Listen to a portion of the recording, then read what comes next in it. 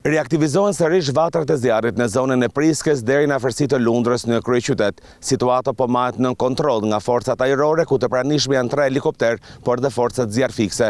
Megjithatë, kritike mbeten orët në vijim, ku situata do të monitorohet rreptësisht nga emergjenca civile. Të paktën 5 vatra zjarri raportohen të jenë aktive gjatë kësaj të enjte në Tiranë, ku me problematike paraqitet situata mes Priskës së Madhe deri në Lundër. Jo vetëm forcat zjarfikse, por dhe helikopter të forcave të armatosura kanë qenë në gatishmëri të plot për të shuar flakët.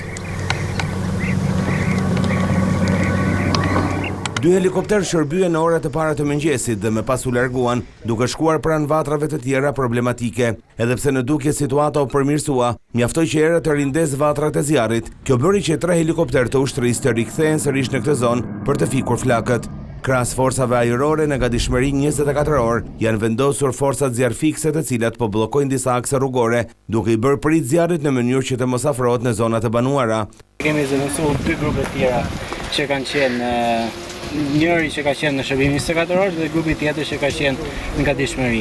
Situata është pak e komplikuar sepse po favorizohet edhe nga era zjarri, edhe dëmësia e pyllit është pak e madhe dhe është pak e pamundur për me luftu direkt.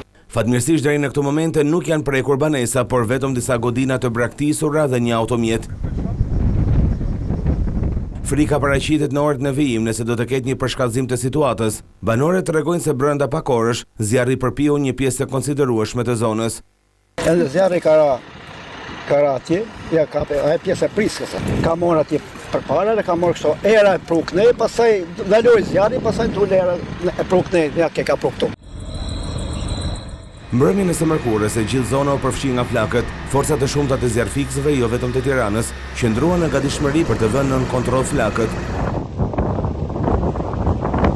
Ndërkohë dhe policia e Tiranës ishte pranë zonave të prekura për të bërë të mundur evakuimin e banorëve nëse do të ishte nevojshme.